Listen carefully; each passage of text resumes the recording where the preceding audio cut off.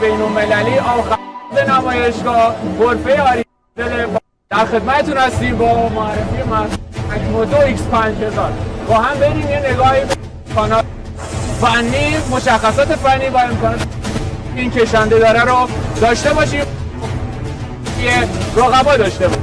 از قسمت شاسی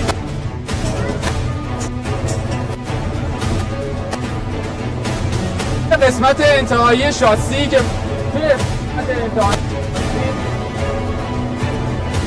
یه تانک باد رو توی این قسمت داریم، 7/8 اکسل عقب رو داریم، میل تعادل و میل موجگیرهای سیستم تعلیق عقب رو داریم.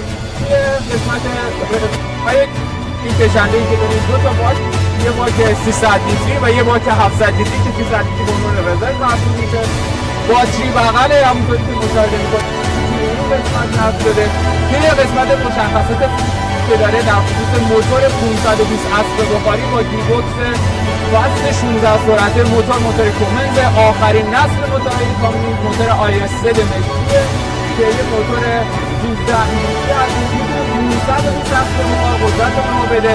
با توجه به مد شد با یه گیربکس 6 سرعته که 16 دنده جلو و 2 دنده عقب رو داره، بسیار نسبت دنده خوبی داره و میتونه گشتاور قابل قبولی رو به ما ارائه بده.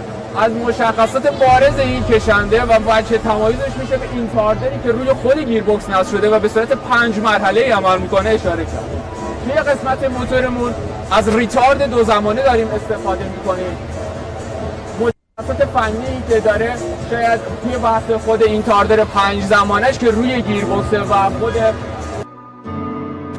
موتور داره، توی قسمت کابین بهتون نشون میدیم که چجوری میتونید با این مشخصات و این تجهیزاتی که داره آشنایی داشته باشید. دیگه با هم داخل کابین با آپشناتی که داره آشنا بشید.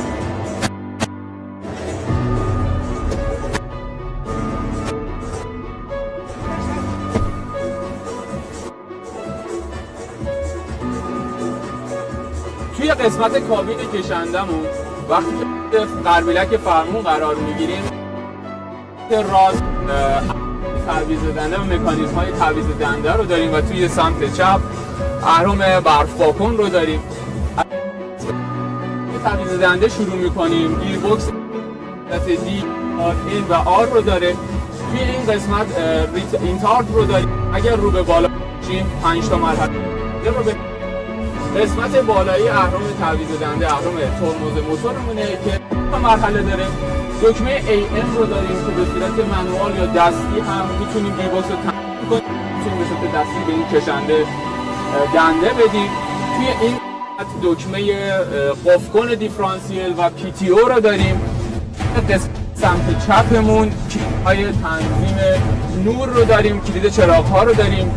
توی درب‌های جانبی کشنده‌مون کلیدایی که تعبیه شده، بالا و پایین بردن اتوماتیک شیشه‌های جانبیه که برای ما تعبیه شده، گرمکن آینه رو داره و قفل باز و بست درها.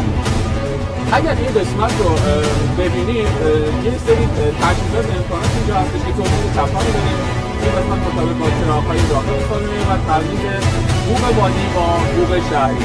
این قسمت مولتی‌مدیایی که داره بسیار کامل تجهیزات و امکاناتی رو که به ما میده.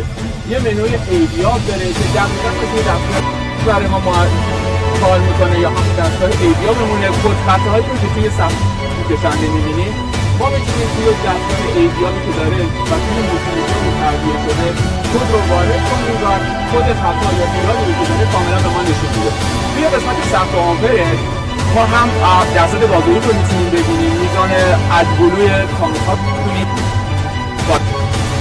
فشار روغن رو میتونیم ببینیم، ثبت نمایشش هم به صورت آنالوگ و هم به صورت دیجیتال. از بقیه تجهیزات داخلی به طول اجزا که قسمت بالایی کابین نشده به صورت فابریک اشاره کنیم، دید تنظیم بخاری. این قسمت پشت کابین صندلی راننده برامون تعبیه شده. دلیل هستش که حالتهای تنظیم ارتفاع رو داره و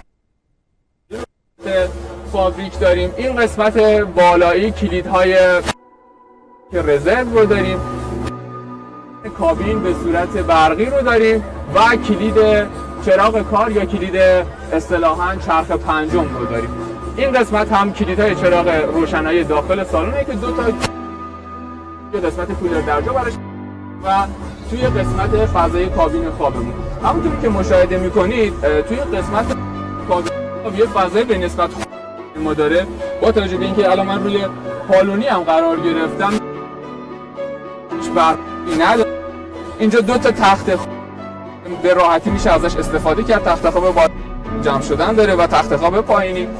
کولر درجاش ریموت داره، مدت حداقل 3 ساعت استفاده کنید. با اتوماتیک داره، یعنی میتونید شما منو رو انتخاب کنید، تایمر رو بهش بدید و به صورت اتوماتیک کولر درجا براتون عملکردش رو داشته باشه.